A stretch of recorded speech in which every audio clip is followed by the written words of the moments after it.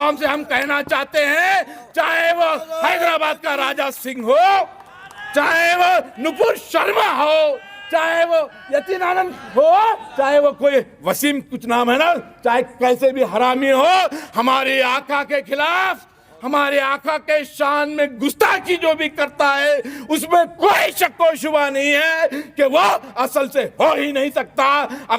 असल से अगर वो है तो हमारे आका के शान में गुस्ताखी कर ही नहीं सकता, क्योंकि वो मुसलमानों के लिए रहमतुल्लाह अलैहि ने ये तमाम मजहब के लिए, तमाम चरीन परिन के लिए, तारे कायनात के लिए आए हैं। उनसे नफरत करना ये साफ तौर पे बता रहा है। हमें तकलीफ इस बात की नहीं कि इनके साथ क्या सुलूक कर रहे हैं, हमारे सामने ये सवाल है कि हम किस तरह से इनके साथ लड़ाई लड़ें। हमारा तरीका क्या होना चाहिए इनके खिलाफ अपनी आवाज को बुलंद करना। आज ये पहला जलसा हैदराबाद का वो वाकया हुआ, मुख्तलिफ शोबों के लोगों ने मुझे फोन किया, मुझे व्हाट्सएप पे वीडियोस, नासिर भाई ये हरामजादा ऐसा किया, एक स्ट्राइक होना चाहिए, जिस तरह से आपने एनआरसी का एहतजाज किया वैसा करेंगे, मुसलसिल करेंगे। दिन में रात में क्या हुआ फिर हैदराबाद में, नौजवानों के घर को घुस को पुलिस पकड़ती है, फिर उनको छोड़ा जाता है, फिर उस हरामजादे को जो भारतीय जनता पार्टी का एमएलए है उसको फिर से गिरफ्तारी की जाती है। यह सिलसिला चलता रहेगा क्योंकि माहौल और फिजा बना रहे हैं। बरसरे इक़्तिदार इस्लाम के दुश्मन हैं, हिंदुस्तान के अमन के दुश्मन हैं, हिंदू मुस्लिम इत्तेहाद के दुश्मन बरसरे इक़्तिदार बैठे हुए हैं। हम हिंदुस्तान के शहरी हैं, ता क़यामत तक हमको यहीं रहना है, यहीं रहेंगे, ये वतन हमारा है। मगर जब हम यहां पर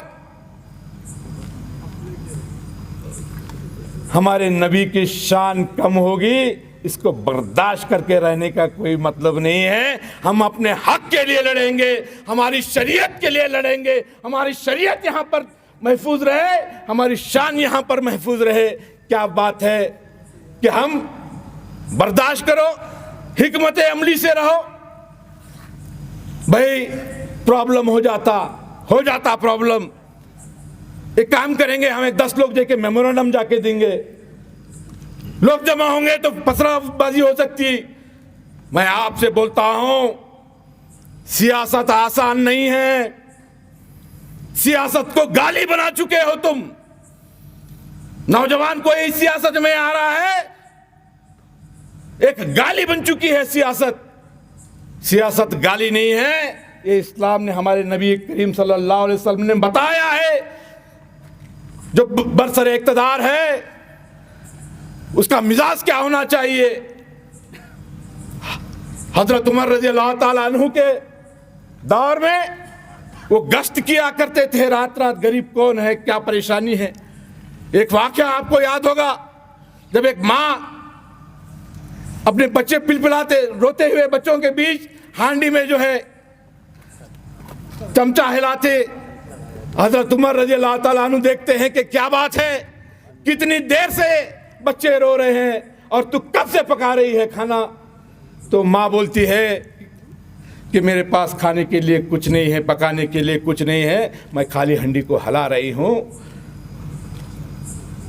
हजरत उमर रज़ियल्लाहु तआला अन्हु उसी वक्त बैतुल माल को जाकर के खाने की बोरी अपने पीठ पे डाल करके रात भर उसको लेके आते हैं और उस माँ को ला करके देते हैं और खाना बना करके उन बच्चों को उठा करके उनसे खिला करके उनसे माफ़ी मांग के निकलते हैं। ये तालीम सियासत के हमारे नबी ने हमको दी है, ये सियासत है। इक़्तिदार आने के बाद क्या होना चाहिए, ऐसा से कमतरी ये मुसलमानों के बीच नहीं आएगी, नहीं आनी चाहिए। हम हिंदुस्तान में सेकंड कैटेगरी सिटीजन नहीं हैं, हम फर्स्ट सिटीजन हैं, हम हिंदुस्तान के फर्स्ट सिटीजन हैं। सबसे ज्यादा कुर्बानी अगर किसी ने दी है तो वो मुसलमानों ने दी है।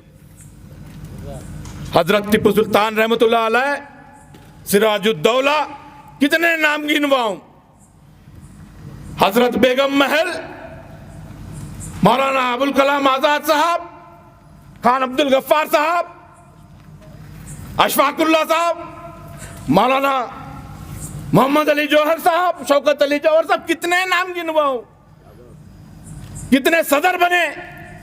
ये कुर्बानी हमारी है। आज हमारे खिलाफ ये बातें हो रही हैं हिकमत के नाम पर बुज़दिली। ये हमारे नबी ने हमको नहीं सिखाई, बेशक हिकमत सिखाया है, हिकमत अमली सिखाई है। कॉम्प्रोमाइज होना चाहिए, कौम के फायदे के लिए कॉम्प्रोमाइज होना चाहिए। हिकमत अमली हमको सिखाया है।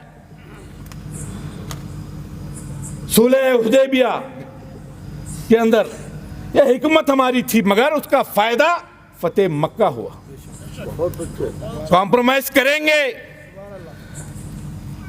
हमारे नबी ने हमको सिखाया कि हमारे पड़ोसी किसी भी मजहब का हो, आज हमारा पड़ोसी हमारा हिंदू भाई है। हम हमारे दलित भाई के साथ खड़े हुए हैं। आज हम हमारे पिछड़े हुए वर्ग के हमारे हिंदू भाइयों के साथ हम खड़े हैं। हम हमारे लिंगायत भाइयों के साथ हम खड़े हैं। तमाम मजहब के साथ हम मोहब्बत के साथ, खुलूस के साथ, दिल खोल करके उनके साथ जुड़ के खड़े हुए हैं। मगर आज मुसलसिल तौर पर इस्लाम को टारगेट किया जा रहा है, मुसलमानों को टारगेट किया जा रहा है। इन तमाम चीज़ों के बारे में एक राय अमल भी होना चाहिए, एक प्लानिंग होनी चाहिए। तमाम चीज़ें अपनी जगह, अज़मत मुस्तफ़ा सल्लल्लाहु अलैहि वसल्लम अपनी जगह, इसके साथ कोई खिलवाड़ होने ना पाए। जुर्रत कर रहे हो एक बार, दो बार, तीन बार, बार बार ना होने पाए। अपने ईमान को जिंदा रखो, अपनी आवाज को बुलंद करने का, अपने ख्यालात पेश करने का जबूरी अंदाज में, ये हुनर आप में आना चाहिए। क्यों नहीं आना चाहिए? केसेस फाइल कीजिए। बर्दाश्त नहीं। आज वक्त बहुत हो गया। पहला जलसा अल्हम्दुलिल्लाह तमाम मसलक के उलमा इकराम, मशाइकीन, ऑर्गेनाइजेशन के जिम्मेदार यहां पर आए हैं।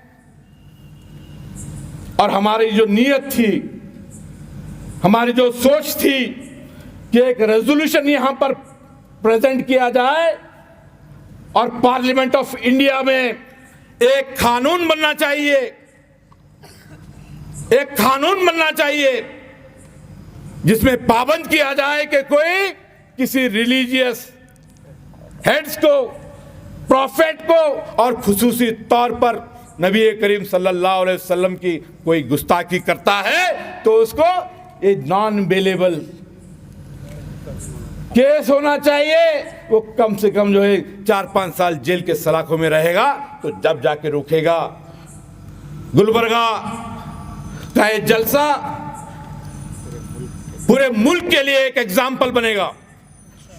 जितने भी लोग सोशल मीडिया के जरिए हमारे इस प्रोग्राम को देख रहे हैं, अपने शहर में ये प्रोग्राम कीजिए, रेजोल्यूशन करारदाद पास कीजिए और भेजिए प्रेसिडेंट ऑफ इंडिया को कि हाँ ये मुसलसिल हो रहा है, इसको बर्दाश्त नहीं किया जाएगा।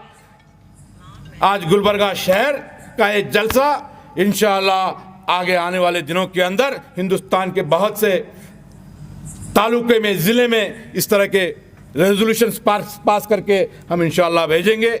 मैं आप तमाम लोगों का जितने लोगों ने यहाँ पर इस प्रोग्राम में ऑर्गेनाइज करने के लिए यहाँ पर आकर के डाइस पर बैठे हैं, बात किए, उलमाए कराम हैं, और आप तमाम लोगों का इतनी रात के होने के बावजूद आपके दिलों में वो दर्द, वो मोहब्बत, नबी करीम सल्लल्लाहु अलैहि वसल्लम की वो जो मोहब्बत है, बेशक वही मोहब्बत आपको अब तक बिठाई है, इसका यकीन है।